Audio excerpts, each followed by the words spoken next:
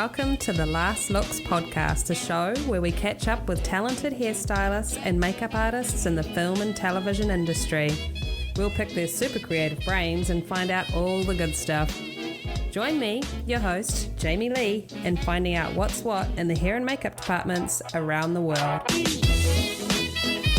And now, a word from our sponsor.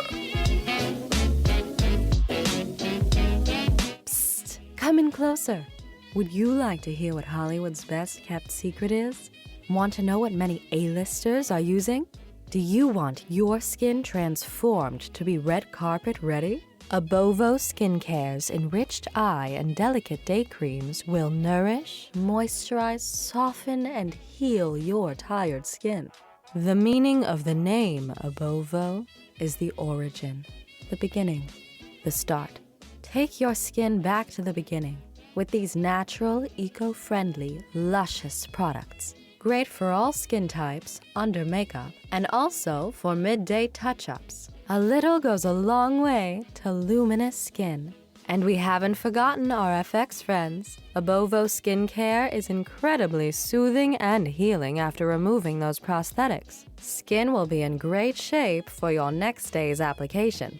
Try this magical mix of essential oils and ethically sourced emu oil, and your skin will say thank you. Available at abovoskincare.com.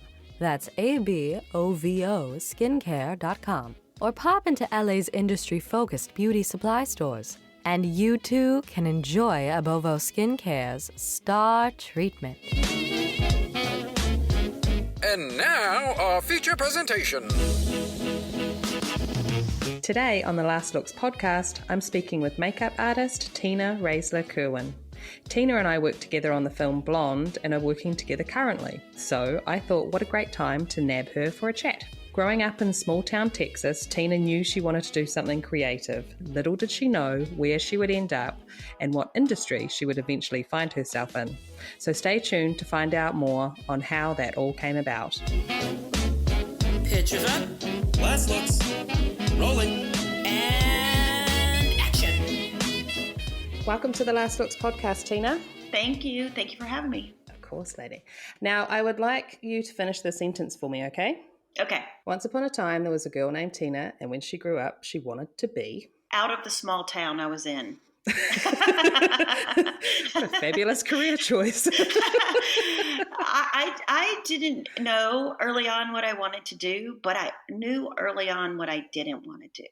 I wanted to do something creative, and I was so afraid of being stuck in the tiny little town that I grew up in that I made some weird choices along the way because of it. Like I was in high school and they're like, you're required to take typing. I'm like, no, I do not want any office skills whatsoever. I do not want to ever have to fall back on any office skills. So no typing for me. And they're like, okay, well, you have to take 3 more classes in order. I'm like, whatever that is, I'm going to do that. So I knew I needed something creative, but I didn't know what that was. And it took me a while to find that path. But I grew up really creative. My mom's really creative. And so I just knew I needed to stay in that space and not stay in that town. It's a lovely town. It just wasn't for me. I was fearful I'd be stuck. And I just felt like there was a bigger world out there I needed to see. Yeah. I'm wondering what the key things were that you witnessed that you were like, no, that's not me. I don't want to do that. It's so funny because I can't even be specific except that I remember, people that I thought, oh gosh, they're so talented and they're so smart and they have the world ahead of them. And, oh, they're working at the bank. I don't think I want to work at a bank. And, oh, these are all valuable jobs. I just knew my inner need for a creative outlet was not going to be fulfilled if I had a typical office job or desk job or anything that didn't give me some kind of creative, I don't know, place to be, whatever that was. So Yeah. So when you're in high school, what do you do after high school? After high school, I was in college for a little bit in the town that I grew up in, and then I went to Austin and went to college, and I'm still sort of doing the expected path of school, but at the same time choosing, I'm going to art classes and I'm trying to find, what that next step might be. And so I had a lot of really wonderful watercolor classes and, calligraphy classes and anything I could find that was artistic that still qualified by my parents' view as going to college, but Right, right. not a whole real perspective on I'm going to do this forever. It's just like I need to be here because they think I need to be here. And by the way, I love Austin, so Yeah, um, well, that's your first step of getting out of town, right? Is yeah, like going to a different town to go to college. yeah, So, and and and that Austin's awesome. yeah, and that's what it was. It's like yes, I can do that. I'll go there and do our creative things, and I'll just figure it out as I go. So that's what I did. And so, how does makeup come into play? Well, oddly enough, like I said, my whole life I've been creative because my mom was very creative and my grandmother was very creative. I started painting when I was, I don't know, maybe, well, obviously finger painting when you're a kid, but I started doing Mm, oil paintings when I was like 7. mm, So I painted most of my younger years, watercolor, oil, pastels, oils, whatever. And so for me, when I was in Austin, I got a part-time job at a department store in the cosmetic department, and which was great. And I just started painting faces. And I thought, okay, I can do this. I know colors. I know how to blend. I know, how to sort of look at something and feel like it looks okay. I'm going to figure out the mm. rest of it. So my part-time job when I was in college was doing that. And I did that for many years. And then when I left Austin and came back home, I got another job and another department store in the cosmetic department. And that's where I started. Because when you're in cosmetics in those department stores, every line trains you. Every Right. line will send you on some sort of training. And so I couldn't get enough of it. And I just kept going and going. And I stayed there for a while and then started adding in, headshots and print and commercials and, fashion shows and eventually just then made the jump. So, And that was still like back in your hometown. yes. Yeah. Okay. And then, Your idea of a small town, I think, is very different to mine. I'm well, like, my small town did not have a department store with a makeup counter. yeah, yeah. Well, I guess that makes sense. There's a qualifying, uh, part of that. But my small town was near Houston, and Oh, so right. I often would go into Houston and the Houston area to work. So I could begin to Nice. Houston and within 30 minutes, depending on the traffic, I could Yeah. get there, and I was all over Houston and or the Houston area. So yes, I was living in a small town, but I was near enough to a big one. And then I moved to Dallas. Dallas opened up a whole world of print opportunities Mm, for me and fashion opportunities for me that I hadn't had before, which was really great because a lot of fashion houses are in Dallas and they have to do all their advertising, all their hang tags, all their, their brochures that they would do and fashion shows. So that gave me a whole nother way to explore makeup. And I was doing makeup and hair at the time because that's what you do in some of the smaller states, certainly at the time.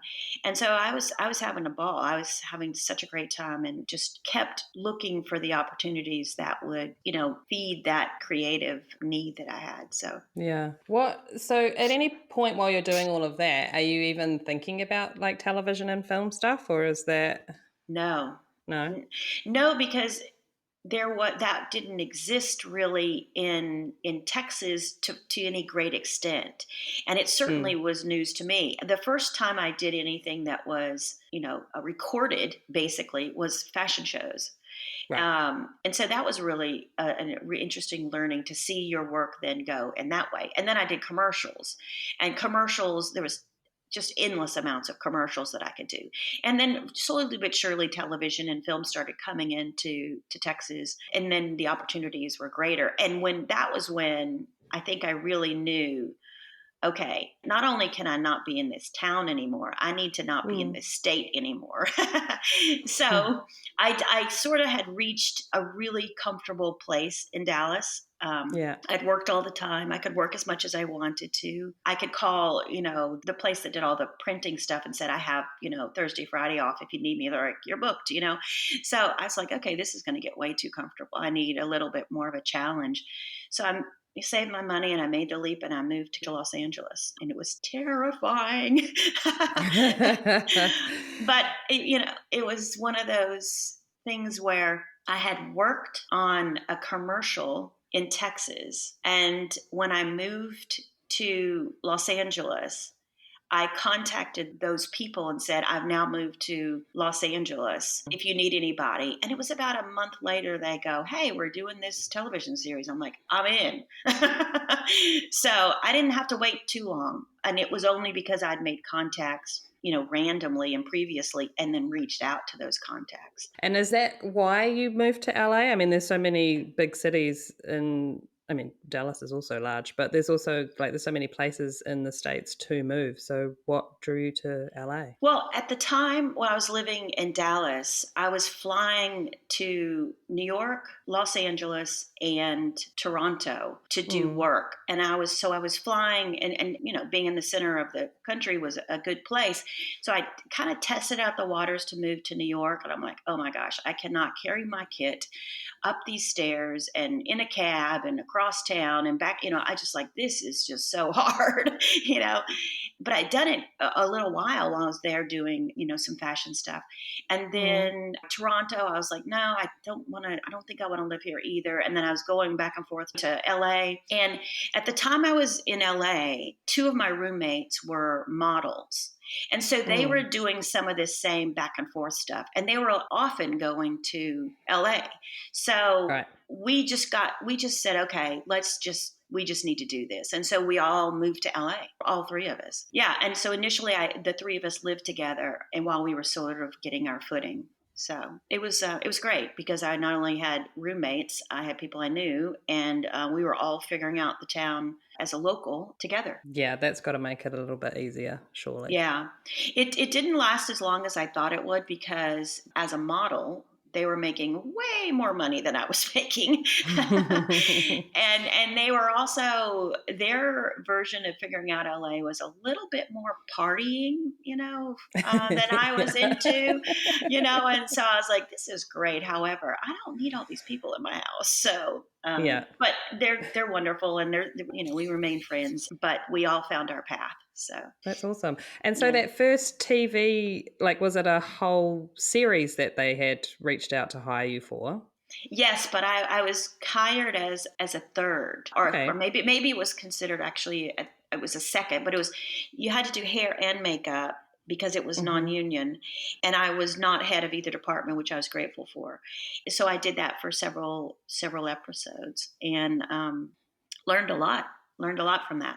Yeah, I was going to say the change is probably quite significant, right? It is. And what's so great, and what I always say to people is that if you're really paying attention on a job, you're going to learn how to do things, and you're going to learn how not to do things.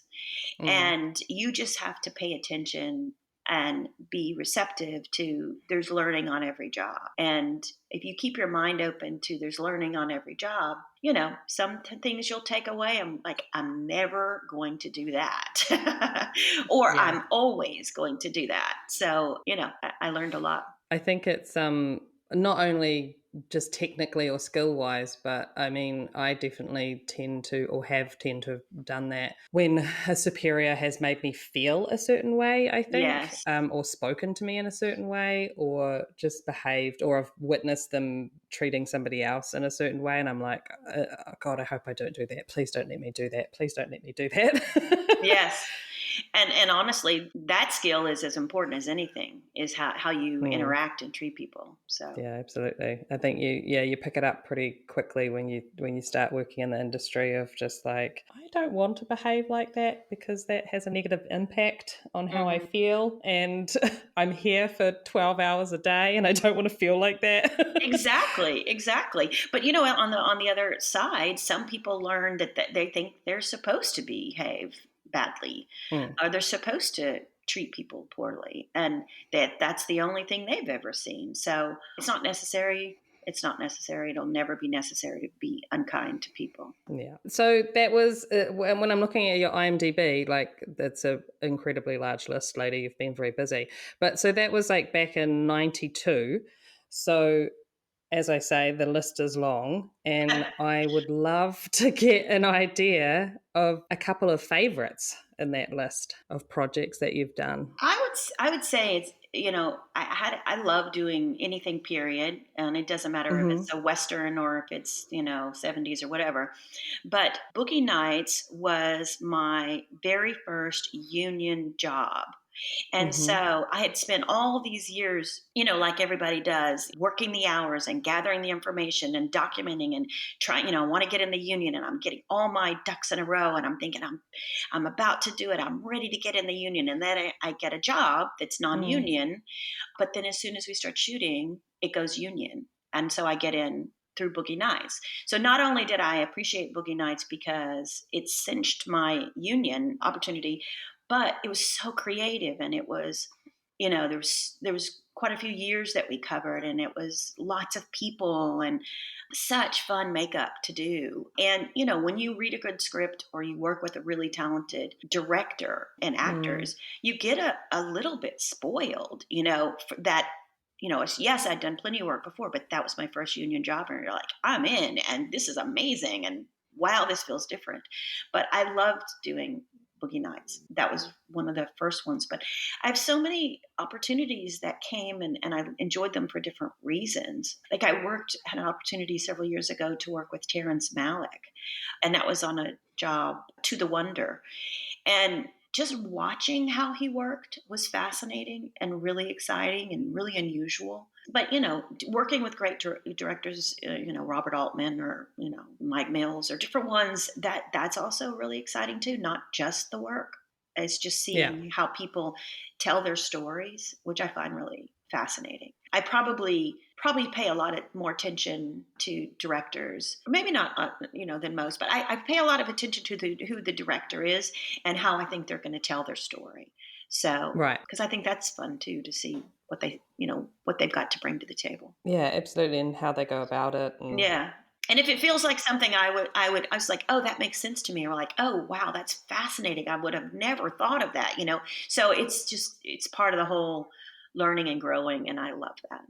So, yeah, totally. And I mean, Jesus Christ, lady, Boogie Nights, what a fabulous first film in the Union. oh Like, my, can it's you believe awesome. it? It's a classic. I was just, young and dumb enough to not really understand what I was getting into. I was just like, we're going to do this makeup and it's going to be awesome.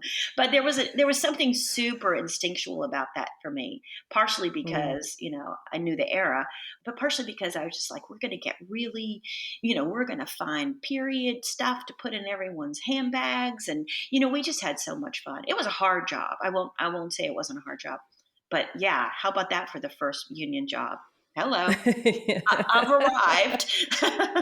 It's pretty cool. So before getting into this industry, were you a big movie watcher? Oh, well, yes, in a certain way. When I would get home from school every day, my sister and I had certain chores that we had to do to accomplish before my parents got home. But we always knew there was the $330 million movie was going to come on the television. And every single day after school, we would come home and turn on the 3:30 or $3 o'clock million movie, and we would watch a movie every single afternoon. Oh, And wow. yeah, and so as long as we got the chores done, we could like squeeze it in between commercials, but we would watch a movie daily, and it was just part of what we did when we got home from school. That's cool. I mean, Way God, more I just fun than watching. homework. Yeah, I was just watching cartoons. Yeah.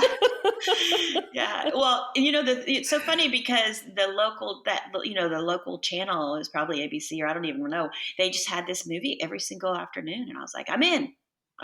So I watched the movie every day. So That's awesome. yeah. And so throughout all of the films that you've done, I mean, I know every film comes with its challenges, every job comes with its challenges, but if you could choose just one that was I guess, the most challenging to date, what would it be? Well, maybe it's because it's the most, challenging of recent, but it's blonde. Oh, yeah, it's fresh. It's fresh in your Yeah, mind. yeah, yeah. Blonde was a task, and part of the reason it was so hard is because we had so many looks and we had so little time and so little money. Yeah. And also, it's a Hollywood legend. You don't want to get that wrong. You want to respect the look of that and the feel of that, and it's a pressure. And then to just do her whole life was, just it was a lot. When you do that many looks and you do it in 45 days, the math doesn't really add up very well. No. It was hard, but it was fun, and I love a challenge. I don't have a problem with a challenge, but we could have used an extra week, just to Oh my to get that God, are you right. kidding? But Yeah. That would have been a you dream. know, I know you, Yeah. you imagine what an extra week would have done for that. That was really hard. Don't Do you think it was hard? Yeah, it is one of the most challenging things that I've done. But I also Yeah, don't have the back catalogue of work that you do, so that you have. So I don't know. it's I think you pretty and much. no, but it's just, you've had a lot more experiences than I have, so it's almost like validating that you're saying how challenging that is. Yeah. Because I was thinking it was challenging, but I just thought that maybe I was being like a bit of a wimp. But no, You wouldn't have it was. survived if you were a wimp. So let's just put that out there. that was not a film for wimps. That was a film for people with some strength in their bones, in their soul, in their everything, in their conviction. So no, it was Yeah, hard. So some jobs are hard for different reasons. Some jobs yeah. they're hard because you're in a difficult location. Some jobs are hard because you're around people that you don't enjoy, or some Mm, jobs are hard because you're working a whole lot of nights. Or jobs are hard for all different kind of reasons. But as far as the work goes on Blonde, there was a massive amount to accomplish on a daily basis at a very, yeah. very fast pace. So Yeah. Let's just be glad we weren't doing it in the desert or in the mountains in the snow or something. I think we'd still be there. I think they would just have buried us right there. Oh There my were definitely God. times I thought I was going to die in that trailer. I was like, I'm just going to go down and I'm just going to sleep here and wake me. And if I don't wake, just kick me out when you get ready to work some more. I was just like, I think it would have been a better use of my time to actually have slept in the trailer. And I'm sure plenty of people in this industry feel that same way. And I'm sure people yeah. have done it before. Um, but yeah, it's almost Oh, just like, why am I bothering to drive God, please home? don't. Just sleep in my car. Yeah. Oh, God. I'm sure we've all had those thoughts, but, it's not where I want to be. And what, like, so many different looks and characters and stuff that you've created, what would you say would have to be an all-time favorite? Well, obviously, I'm very proud of Blonde. I think as much as hard as it was very difficult. Yeah. But Hmm. I'm proud of Blonde. I'm proud of Boogie Nights. But I also have done some things that are like nobody's ever seen. Like I did this enormous pilot several years ago called Monsters of God. And it, Mm. it sounds like it's going to come back. It sounds like it might come back, but it's just post Civil War, and Mm. so there was the cavalry, there was different Native American tribes, and there was very weather worn women, and so some of those looks were really fun to do, and it was such a great creative team that we were working with, and so that was a fun one. I think it's interesting too that, like, for people on the outside, or just even people that are in the industry, everyone finds things fun or interesting, like in different ways. Like, I guess some people who are very into glamour and beauty, like that maybe don't work in the industry, would be like, oh, why would you want to do weathered and dirty and sweaty and stuff like that? But it's actually like it's so much fun. It's so funny that you say that because at the time I took that job, I was offered the exact thing you've just described. This beautiful actress, this beautiful job, this beautiful, and it was going to be all glamour and all, it was going to be amazing. But literally the day they came to me at the same time, and I had to make a choice. And I chose the grittier, character job over the beauty and the glamour. I mean, I don't exactly know why, other than I just feel like I love doing beauty. But I think the opportunity to do all of these characters in this, post Civil War thing just sounded so interesting to me. And that sort of grit and character that you can create. So I chose that. And I think some people thought I was crazy, but that was a hard one too. But yeah, I loved it. So. Yeah. And I mean, for anyone that thinks that that's easy, that dirt is easy, no. Yeah, it's not.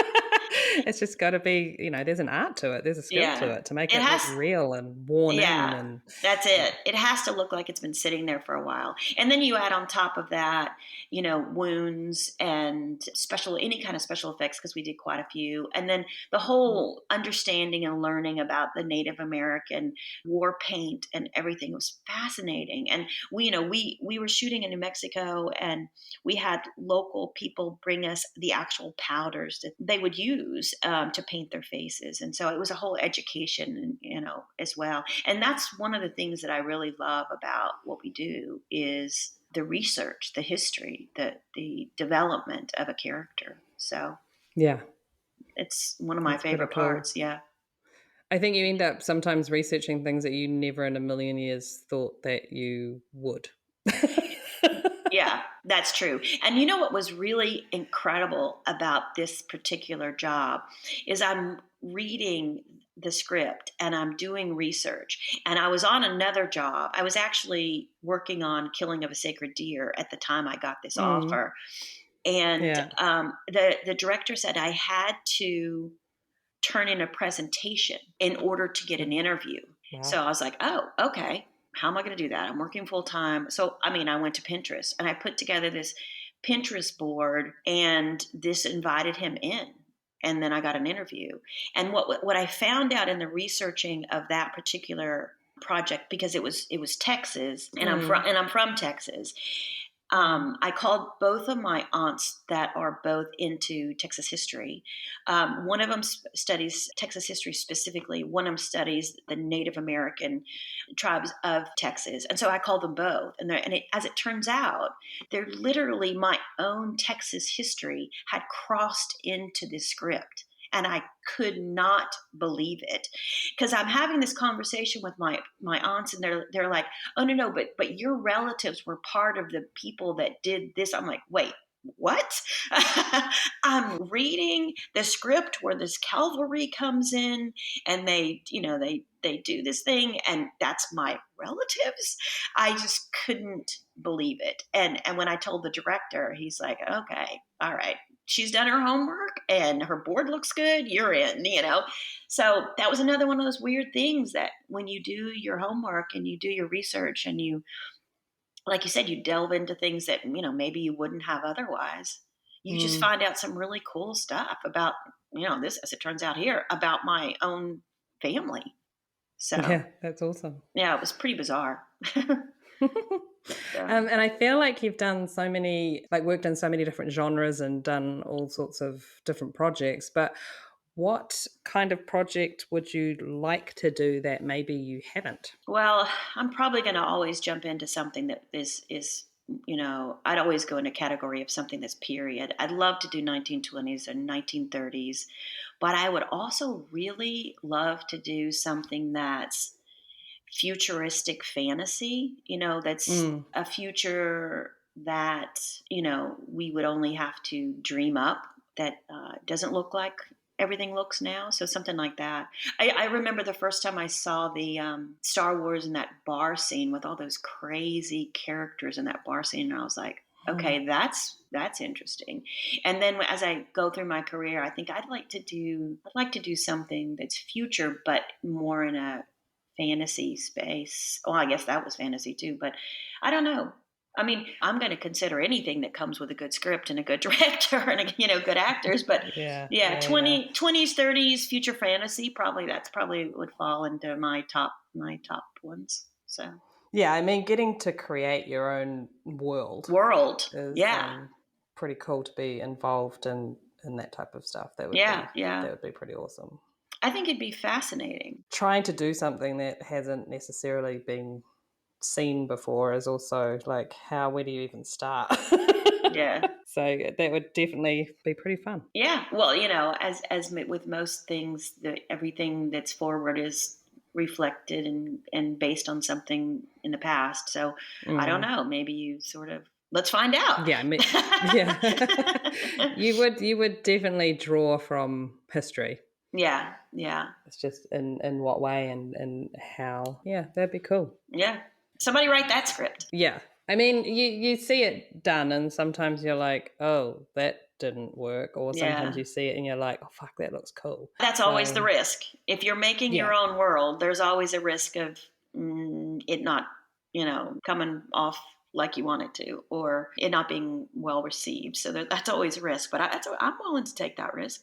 So yeah, it'd be fun. Call me. And so through all these films and stuff, you've been in every position, including department head, of course, and personal. Mm-hmm. So I just always love to know what people think or feel about the difference of being a head of department or a personal, because it's obviously very different work. But to you, what do you feel are like the pros and cons? Well, when you're a personal, you're everything to one person. So if there's a makeup situation, it is on me. Whatever that is, it's on me.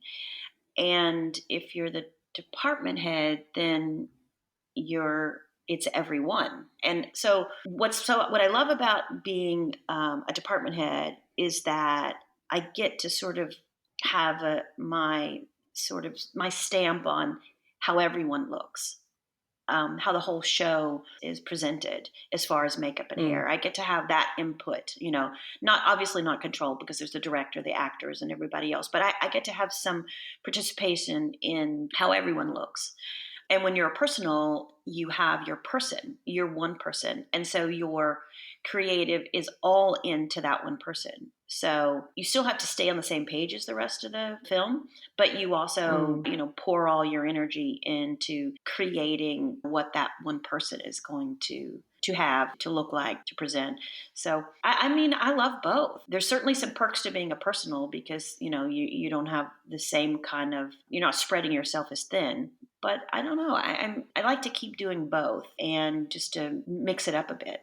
And that's something I've tried to do my whole career, is just choose jobs that, I haven't done that before. Let's do that, So I don't know. I don't think everyone's cut out to be a personal, because it is you're very connected to that, the person that you're taking care of. And you really have to help them get through their process. And it's kind of my nature to take care of people. So it narrows down who I'm focusing on. So I don't know. I like them both. I think there's pros and cons, but I don't think there's enough cons to either one of them that I wouldn't do it again. So yeah, no. I just know that there is definitely a different feel to each one. And you are correct. Some people are just not maybe suited for either, even. Yeah. Some people are not suited for heads of department because it's, if you don't want to be taking your work home with you every night and in the weekends and be responsible for the entire job, then maybe that's not the job for you. If you like to leave at the end of the day and not think about work, then maybe being a head of department is not the best thing for you. And there's nothing wrong with that. We all need a support team. We all need people to help us. And if you don't want to carry the weight and talk to the producers and talk to the directors and, like you said, take your work home, then, be the support. Be the support person. If you're smart enough to realize that. Yeah. Because I think sometimes, I guess people just feel that it's the natural progression and that Hmm. that's the next thing that you should do. And then they're miserable because they're just like, oh my God, this is Yeah. just too much. And Yeah. it's just like, well, step back for a minute. Let it be somebody else's problem. Yeah. I mean, ask yourself, how many plates can you spin at once? Because if you can spin a lot of plates, you're a great department head.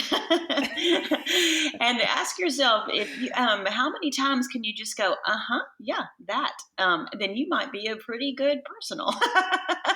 There's a point where you don't, you have more voice potentially as a department head, and you, as a personal, you are there to support and you put in your creative ideas, but ultimately the decisions may not be yours in the end. So that's Yeah. okay. I'm okay with both. Yeah. Yeah.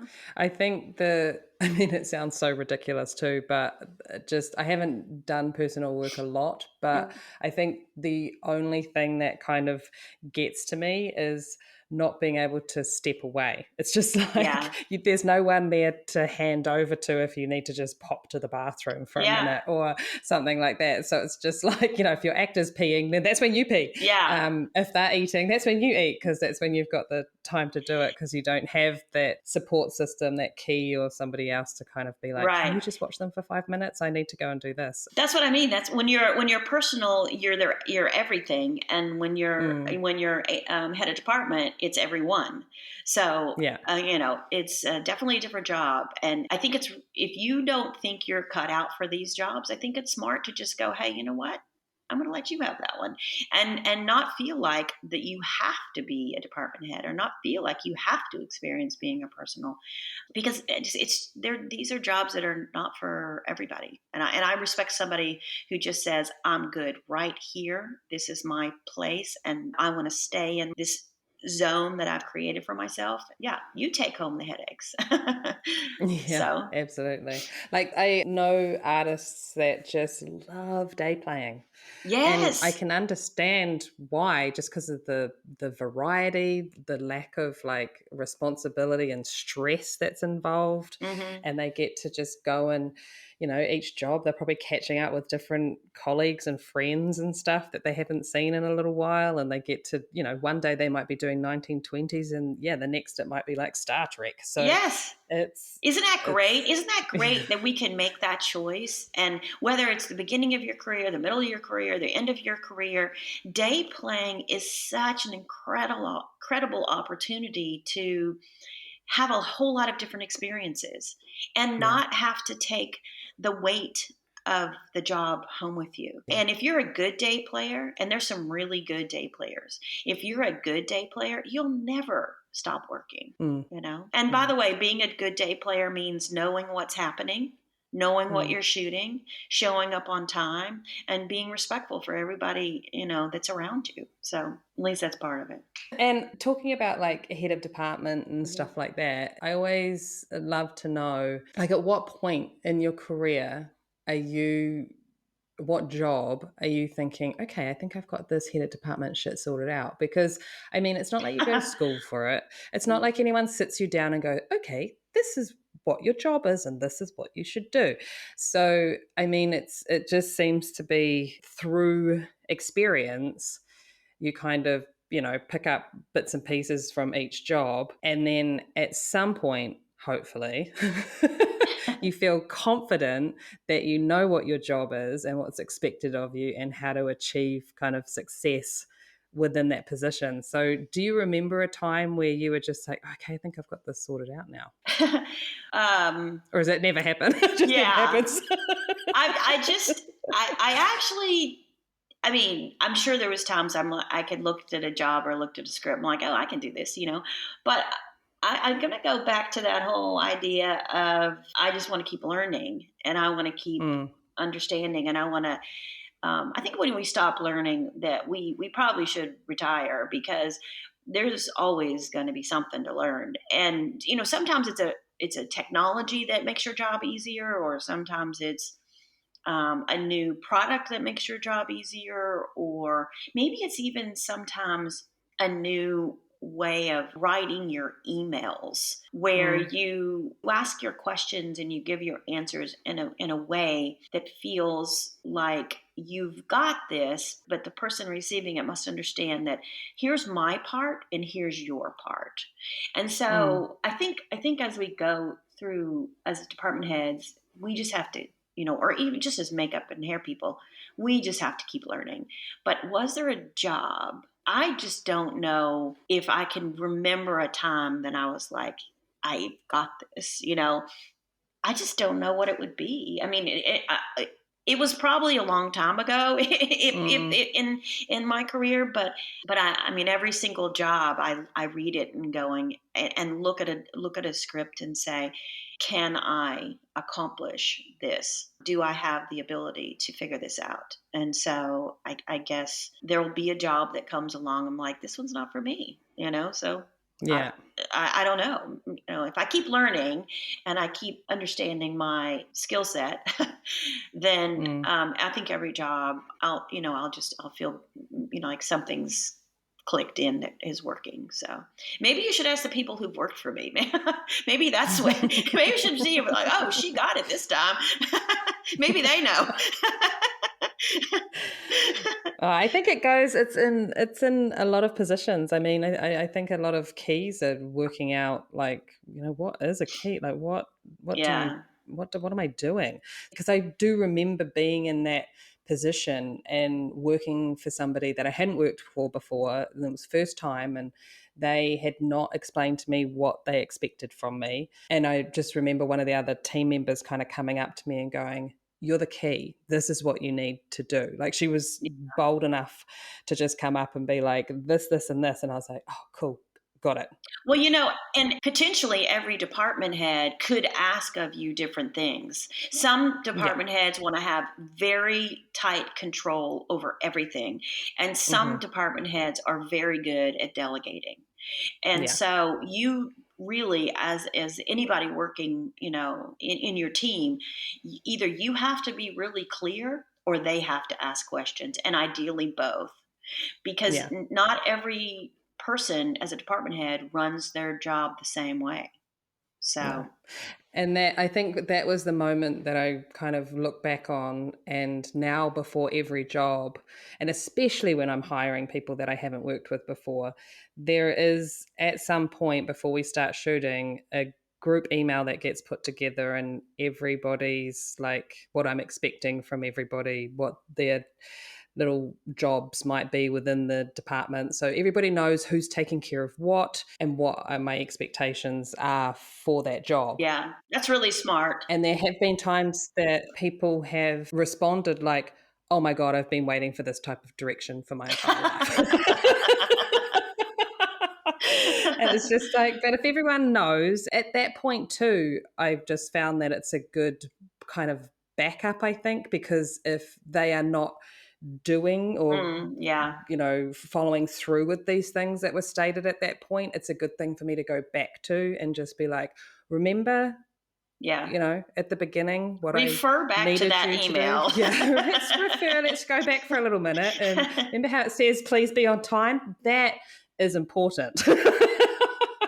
Look, honestly, if you're not on time in this business, then you are making a choice that is detrimental to your entire team. You have to be a reliable person, period. Yeah, you have to be reliable. You have to be reliable and be on time. It's so important. So, but agree. Yeah. But everybody does it different. And so it's great that you're, giving very specific jobs. I think one of the things that was, as I look back and have looked back over the years, I department headed small jobs and way before I fully understood the job. And so I didn't spend a lot of time working under other people. So a lot of the job of the department head, I just figured out, what's common sense. And then you start there and then you go, oh, okay, that may be common sense, but the actual route may be this way, So I didn't have an opportunity to work under people, which is so informative, to learn from somebody else. Yeah, I mean, some people move forward a little easier that Yeah. way than others. Like, I think some really need to work underneath others to learn some rights and wrongs and stuff, because Hmm. maybe the common sense isn't a natural, Yeah. Yeah. a natural kind of thing to pop in there. But yeah, everyone learns differently. So, Yeah. when you're putting your teams together, what are you looking for in team members? Well, skill is great, but you can teach skill if they're not fully skilled. But I'd like people who are kind of that are creative and curious and fun and want to learn and they want to collaborate and they're Mm, organized and they're just someone who feels like they're taking the job as a career path, not just I'm doing this because it pays me well. I want someone who has a passion for what we do and is wants to learn. And I don't want to be around people that are negative or jealous or ungrateful for opportunities or gossipy. I don't want to deal with any of that. I want people mm, that are fun and curious and creative and want to I like it. collaborate. So Yeah, that's awesome. Because I mean, some heads of department don't want that collaboration at all. yeah. Well, I think if you don't get some input from people, you don't have to take all the input, but it's Mm, certainly interesting to hear perspectives. It's one of the things I like about the business is just the entire creative collaboration, whether that's directors, producers, actors, costume designers, whatever. I like the whole. Okay, let's all get together and let's see what we're going to do here. And then if you take that same spirit into your team, they go, okay, here's what we're going to do. What's your version of that? Then I think you, mm, I think you get people's best self when they feel free to be creative themselves. And I think you get someone's worst self when you squash someone's creativity, when you structure your world so tightly that they don't feel safe being creative. yeah, I think you have to create a safe environment for people to have their own version of creativity. So, I mean, yeah, within your boundaries, within the guidelines, within with guidance, but yeah. still allowing people to say, "How about this?"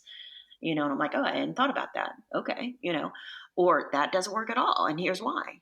So Mm, that's one of the things I really enjoy. that's awesome. So, what? Well, speaking of what we enjoy, what do you find most enjoyable about this line of work? If you had a teenage Jamie Lee coming up to you, going, "Tina, I want to be a makeup artist in the film industry," Mm, what do you love about it? What would you tell me? that's a good question. I would say it's a great career if you're willing to give over, willing to collaborate.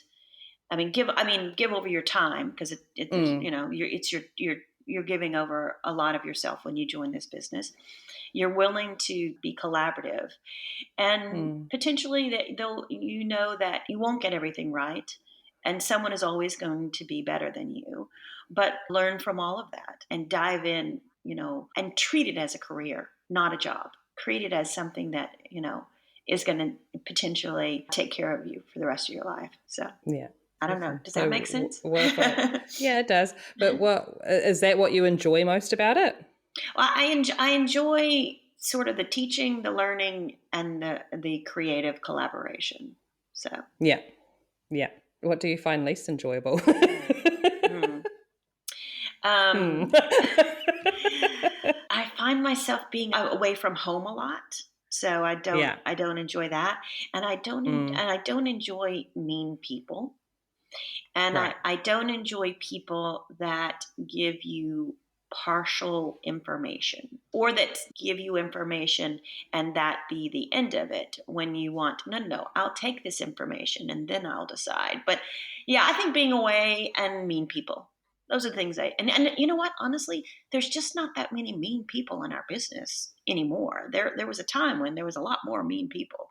And I'm happy to say I don't think there's nearly as many now. So maybe That's good. we weeded them all out. But it's hard to be whether you're like, I'm Prague right now, so it's hard to be away from home. And even when you're shooting in town, you're gone for many, many hours. So yeah, Yeah, that's the part that's the hardest. absolutely. The time suck. Yeah. I guess that kind of just goes into, you may have already answered this, but after the years that you've done and all the projects that you've done, Hmm. what's one thing you wish you'd known before or been told before getting into this field? Like, did you know what you were getting into? Oh, no, I don't think any of us in the beginning really know what we're getting ourselves into. Um, Yeah. I don't think we realize that you're going to always have the question mark of whether you're available for anything outside of this business.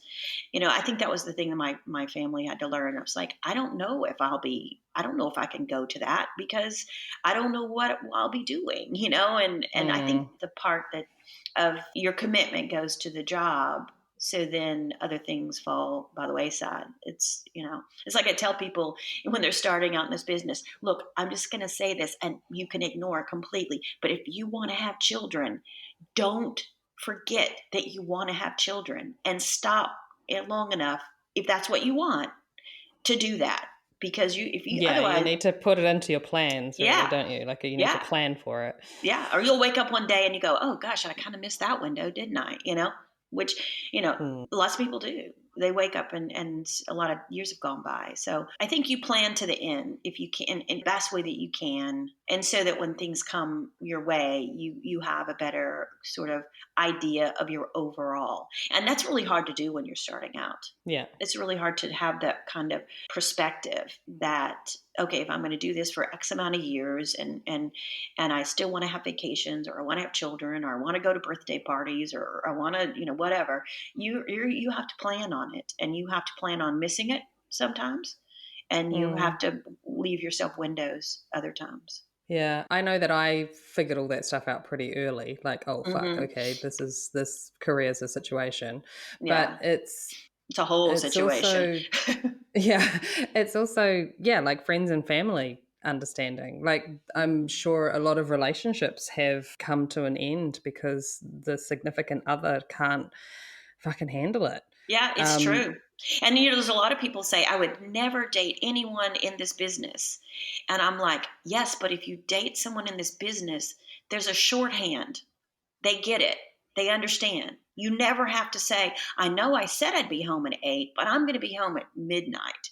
And you don't ever have that, other jobs and other careers and other people, they don't understand that. And so, yeah. you know, Well, they do, but some do. But yeah, like that's I true. say that I wouldn't want to, I wouldn't want my husband to work in this industry. But that's simply because that shorthand would be there, but I would never see him. Because if you get put on location, somewhere and they get put on location, like it's Hmm. just, yeah, I don't know. I don't know if you would ever necessarily see them Yeah. unless you happen to get on the same jobs all the time. Then that would be amazing. Well, But maybe I should qualify that and say my husband is in post. My husband is an editor, so maybe right. you need to find the right position in this industry. But yeah, if your husband's an AD and you're you might not ever see them. But I just think there's a certain shorthand that everyone just kind of understands, and Yeah. and then you just have to communicate with them as much as you communicate with everybody else in your world. Yeah. If I'm gone on away and I need to do a job and be away for a while, I make sure that I communicate and check in with my husband on a regular basis just to make sure we're on the same page. And after this many Yeah. years, I think we figured it out. So, and fortunately, he's home. He's home. He's at Right. he's in LA. So yeah, Yeah.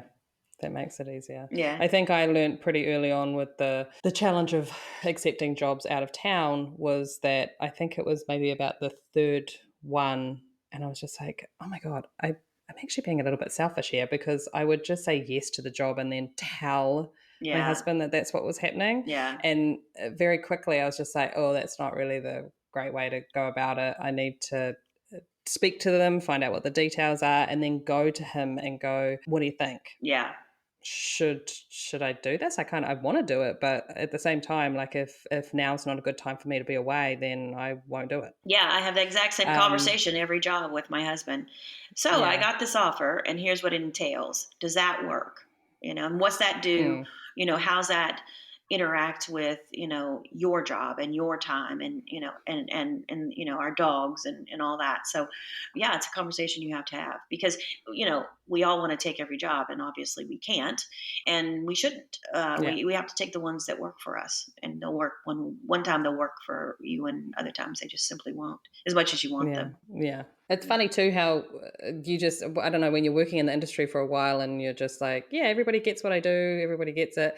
And then I know for the longest time, my in-laws just, it took a hot minute for them to kind of understand Hmm. or just not be concerned when I wasn't working. Yes. Like, yeah, I'm in between jobs, and that would kind of be stressful to them because Yeah. they would just be like, what do you mean, so you're unemployed? So I started referring to things like, it's just like, oh, I work really hard when I work, and then I need to have time off to, like, Hmm. get myself back together and have a life. And so when they would say, what are you doing at the moment, Jamie Lee, I'd be like, I'm blissfully unemployed, it's amazing. Yes. So I put like this positive spin on it, and then finally they're kind of like, okay. And I don't think it wasn't until they came to like stay with us while I was actually on a job, Yeah. and they saw the hours that I was pulling, and they were like, oh, okay, yeah, no, she definitely needs to have time off after Yes. this. Yes. And honestly, that's the place we want to get to is where we can say we're blissfully unemployed because it means that we are having choices to be unemployed and to be, and then opportunities to be employed. So yes, I mean, enjoy your time off and make the most of it because when you're working, you're all in on the job. And my relatives, my mom, my dad, it took a while for them to sort of get it, to understand. And at one time I just said to my dad, I said, I have an expectation of being unemployed on a regular basis for the rest of my life. I'll be employed and then unemployed and then be employed and then unemployed, because my dad got a job and he was on the job for most of his life, So Yeah. So it is just a re-education, And I remember telling my dad one time, you know how teachers work and then they have the summer off? It's kind of like that, He goes, oh, okay, all right, So it's just a little window, Are you saying that you're dealing with children all day, Tina? you know. You need a break. Yeah. I have said this more than a few times. My child psychology classes way back when have served me well in this business, whether you're dealing with a director or a producer or actor that's being, rather childish. You just kind of have ability to sort of, bring logic to it. So That's awesome. So I'm going to get you to imagine that you're in your trailer, you're all set up. Yep. I walk in and the evil queen that I am and take something away from you. What one tool or product would you not want to be without? Oh, geez. This old makeup guy that I used to know 100 years ago always said, don't get hung up on something and have only one way to do something. So he was really sort of adamant that not to have that one thing and that you need to learn a lot of different ways to do things. So I've kind of kept that in mind, over the years that I just don't want to have that one thing.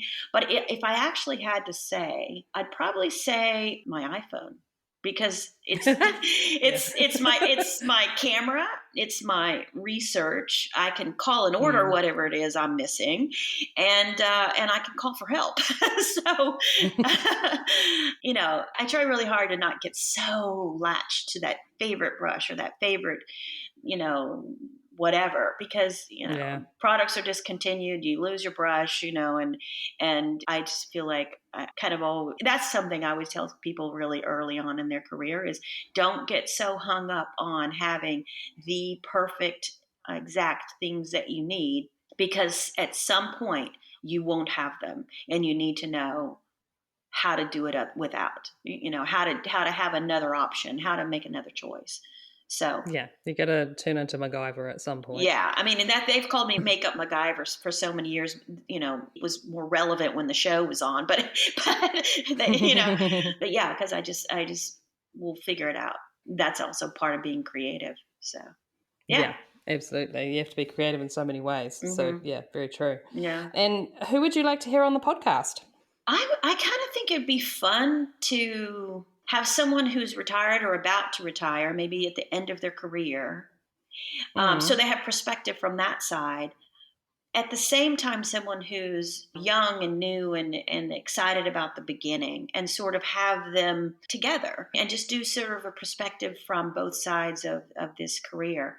But as far as a person, an actual person, I think John Blake would be really interesting. Many years ago, I worked with John Blake, and I think he's interesting and fascinating. And he has, of course, his mustache wig lines. And then also Barbara Lorenz, who is not only legendary, but she's so funny and dry, and we'll say the funniest things. So I think those two people. But I think it'd be fun to do a beginner and an old timer at the same time, just because their perspective on everything will be so different. Yeah. But yeah. I agree. Yeah. Awesome. Love it. Well, Tina, thank you for your time, because I know it's very valuable. And I have loved finding out so much more about you that I didn't know. Oh gosh. How's that? I'm a deep well, Jamie Lee. Well, it's just, I always find it interesting when I've worked with somebody and spent so much time with them, and then I interview them and I'm like, oh, I had no idea. That's very cool. So it's fun. Well, you're fun to work with, and it's fun to have this opportunity to chat, on something other than, what are we shooting tomorrow? So, and will we survive? Yeah. So thank you. I really appreciate it.